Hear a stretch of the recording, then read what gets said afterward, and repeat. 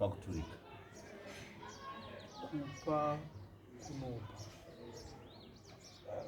Hwakashata.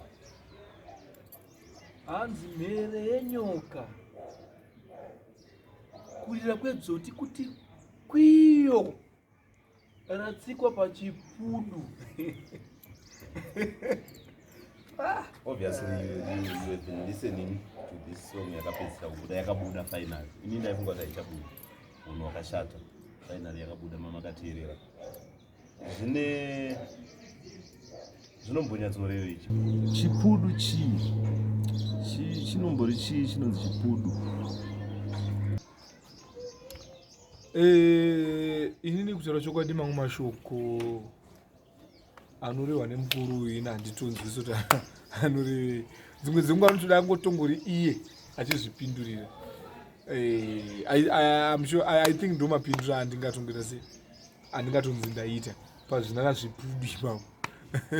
Handizoti mamwe mashoko anoawana kupi.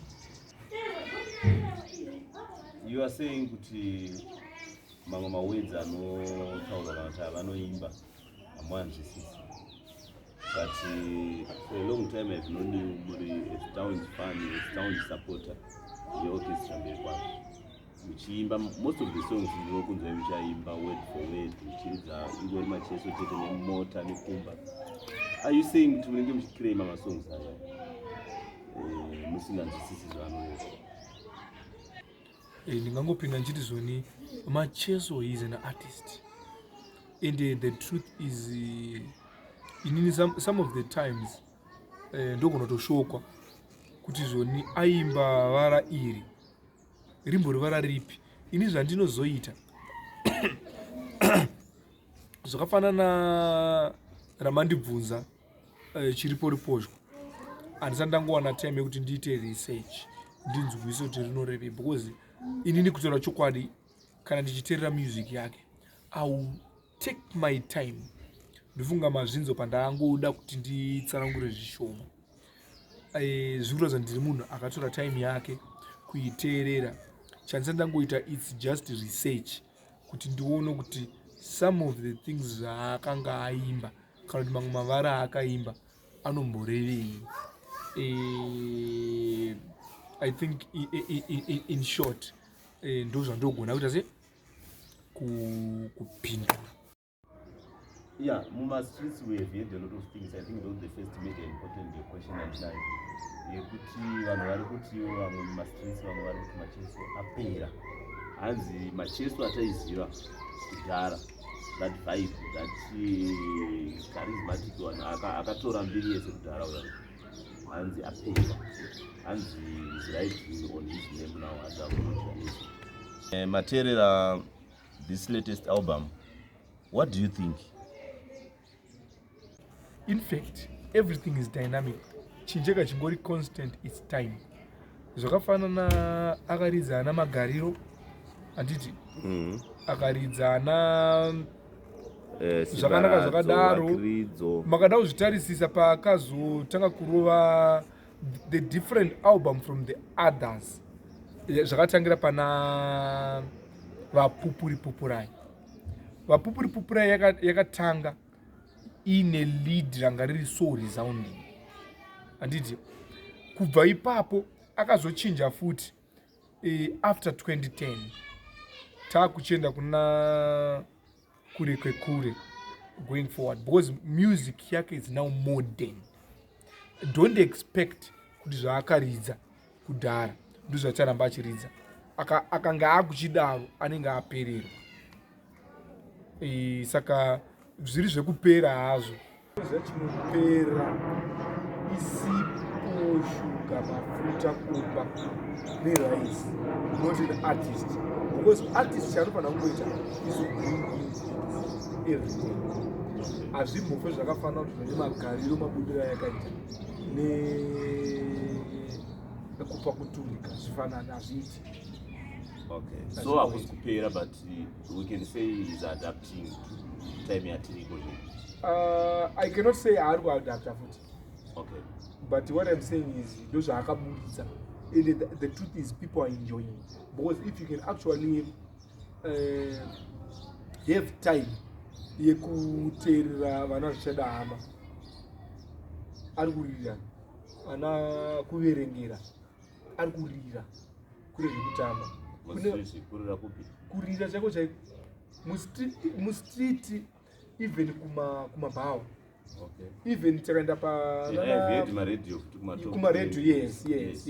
Even panana inonziko that online Spotify. So we can say that despite kupera claims ekutapera, people so are far always evidence irikutaridza kuti this album is still going to be a success. Yes. What I can say is people are always people. They always talk. Ende kune mamwe mabloggers anotongoda kungoita discredit or to devalue. Yeah, from the first album kubva kuna magariro nhano dzese dziri 13 up to Kupa Kuturika. What's your favorite album? Latest ring rabuda. Okay. That's what I can say. Maybe you need a little bit of some explanation. Zvakafanana indakatanga kutirira macheso 2010 paakabudisa album inonzi zvinoda kutendwa. Okay. Anotafadzwa nditi? Yes. Tafadzwa was my worst song. Ndaisaida song iyoyo. But ndo song yandakazotanga kunakirwa nayo pamasongs ake iyoyo. And the next album was kure kwekure kwatakabva mutunhu kure kwekure. And ipapo my worst song was kutsvaga chiremba, but kutsvaga chiremba ndo yakazova my best song because dzimwe dzenguva hatipe time yekuteerera masongs ayaya.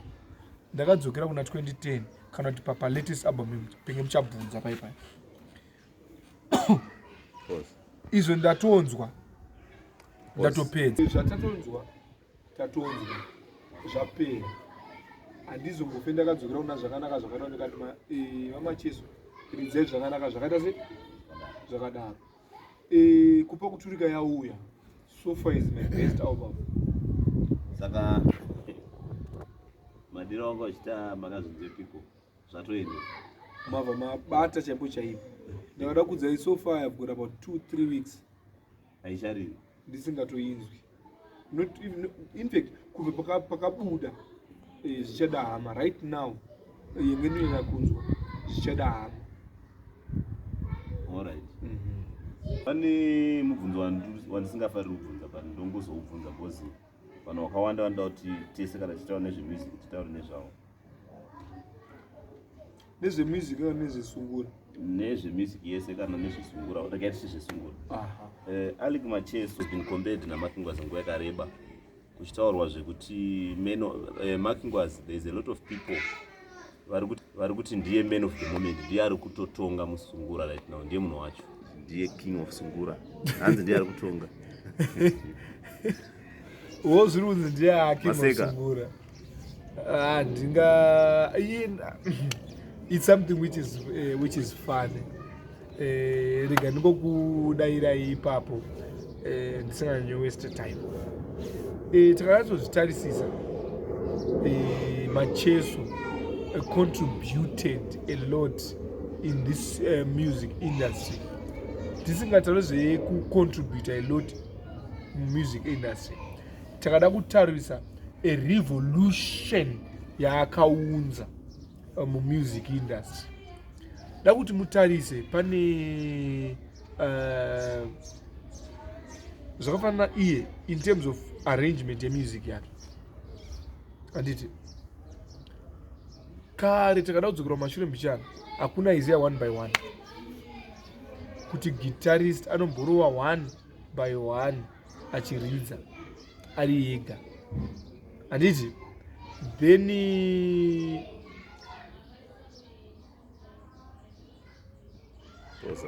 right tobva tati zvekare solo bass pakuridza.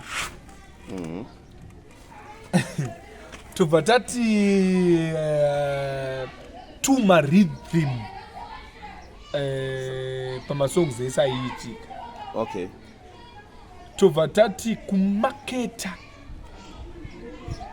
fellow band members. Then akaunza rumba like Sungura January. Ndiri kukumbira kukomisa mbichana.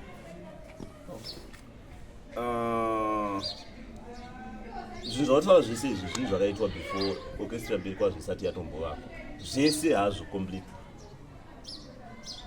For example, wakambonzwa pane song inonzi vakomana vengwenya yaTedious Matsito. Vakomana vengwenya simukai murove ngoma. Akatotaura vese nemazita, which means ndokumaketa maband members kwakutaura. Akavasvika pakuvati mumwe nemumwe aridze chairidza ndomasolo acho akutaura iwayo. Then there is also an interesting band rakazviita zvese zvawataura. Solo bass, solo maguitarists, kumaketa maband members, kuita sei. Kiyama Boys yakazviita zvese. Okay, zvamatara ndazinzwa handiti, but if you can actually go down the memory lanes, who was the common denominator? Who was the coefficient? Common denominator where? Common denominator? Yes. Alec Macheso was there. Kiyama Boys. Kiyama Boys. Yes. So you are saying he started this and this and this, which tells us about Kiyama Boys. Exactly my point. Come on, I love Alec Macheso, I love his music. Yes. But when it comes to Kiyama Boys, you cannot just assume that everything that was done there was his ideas. Yeah, so we cannot just assume that everything that was being introduced in Kiyama Boys was his idea. There were other geniuses there. System Tafrida was there and he was also a creative. Takamona Chazeze Sapaki, he was a creative mind. There was Nicolas Zakaria. There were guys like Amon Mvula. You don't know who introduced what. Okay, so what do you want me to do? No, nothing. Anyway, Apapa, for the sake of our time, let's give this opportunity to our viewers. Let them say something. But before you do that, yes. If you can actually compare those three people, who and where? Amon Bula, the Yes. one you mentioned, Yes. with Alec Macheso, for the phase they lived, right? I think Anyway, Amon should be alive right now. Yes. Where is he now? What I'm is not he sure. doing? Somewhere in South Africa, I don't know. For the sake of our time, Yes. let us pave way for the viewers to actually Yeah, comment they'll on say that. something, but sorry, ndichangopadzokera mbijana. Wataura unge Amon Mvula munhu asinaita zvinhu zvino. Thank you. All right. Let's just give. Ngativasiye. Vangotaura. Tichapadzoka next time. Mr. Amon Bula will beat me. Tichapadzoka. I believe he did something in music industry. Nah, that's good. Akarerekera kurumba kuya kwanga wachitaura. Maybe he's Okay. the one who introduced rumba. Nobody knows. Okay, on to the next question. Tiri ipapo pana Macheso versus Makingwazi paya. We have heard Makingwazi achiti his idol was Paul Matavire. But inini personally zvangu, when I listen to his music yaMakingwazi ndoifarira, music yaPaul Matavire ndoifarira futi. Similarities between Makingwazi music yake nemusic yaPaul Matavire. Zvakafanana nekuti, let me give you an example. If you listen to Tongai Moyo aipa credit kuna Leonard Dembo, handiticho. I think I have a song mufoni mangu yakatozoimba Dembo afa. Achimuti nzira yamakanditaridza wati mazano yose ndichiri nawo. He was his idol. When you listen to Tongai Moyo's music, woteerera music yaLeonard Dembo, you will find a lot of similarities. Vateerera song inonzi Musharudziko nesong inonzi, what's the song yaTongai Moyo? Mudzimu. Mondoro dzenyika nditi. Yeah, you know the song. Yeah. So you just feel out there is a similarity here. Vanhu vari kuimba the same style of what? Of music. But ndikateerera style yaPaul Matavire, ndoteerera style yaMakingwazi, I can bet my whole life on something else. Makingwazi music yake ari kuitora from outright singular musicians like vana Macheso nana Dembo than kuna Matavire. Could it be because maybe haangodi yake kupa sando kwadzinokodzera kana kuti credit kwainokodzera, kana kuti maybe unogona kuita idol but usingaite zvakafanana neidol rako usingakope kana kutora any style inofambirana neidol rako which is which. Pomatavire namakingwazi ndakada kutangira kuna Pomatavire anga ari munhu anga ari wenyambo nyaya yokuti aitiudza nyaya dzekuti taiseka. He was somebody who was so very creative. Anditi so chatsatambonzwa kunze kwezuva aichiunza uchitsveta muri music iri kumhanya nemagatari. And I cannot say kuti zvoni munhu yanga ari wesungura. I don't know type of music yake. Number 2, if I can take Makingwazi ari kundirangaridza social media.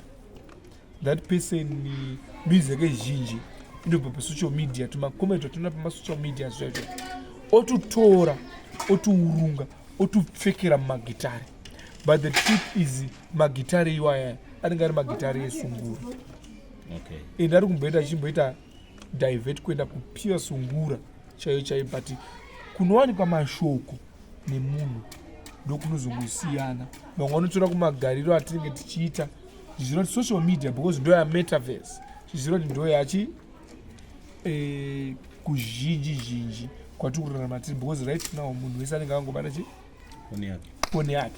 Saka vana Makingwazi vari kunonga tunyaya kupi kuwhatsapp vanachaje katsono a whole lot of stories but handimushore because music is good but we cannot compare. It's surprising kunza imishtaura zvamutora because munenge mune music yake kazara mumafoni. I think we have talked enough about Makingwazi. Let's talk about the industry in general, sungura music in Zimbabwe right now or everywhere. Who do you think can give us a good competition for Alec Macheso? Ndiani anganyatsonzi angakompita kunyatsorova sungura? Person who was actually pressurizing Alec Macheso or somebody aikwanisa kuwa in competition with Alec Macheso is now late, who happens to be Mr. Tongai Moyo. Yes. Mupo Mokonzi. It's been it's been 13 years.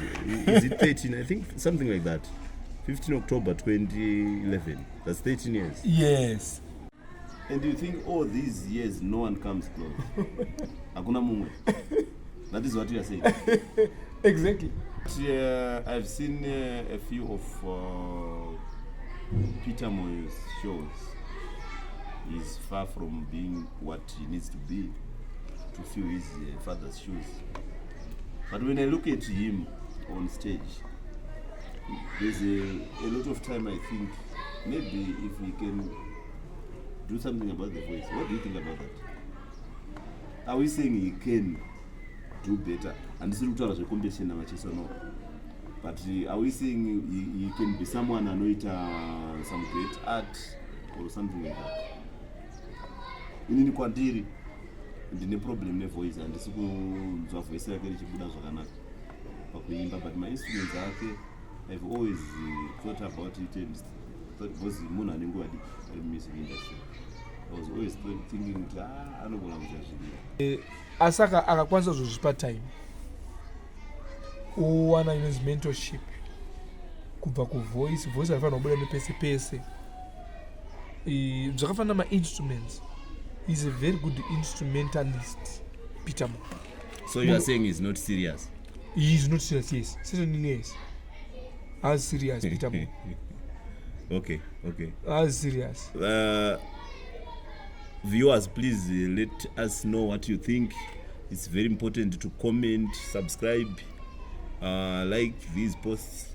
Motiudza zvamuri kufunga. And share. Right. We're going to wind that down. Inini do you know Tongai Moyo's voice was very ugly.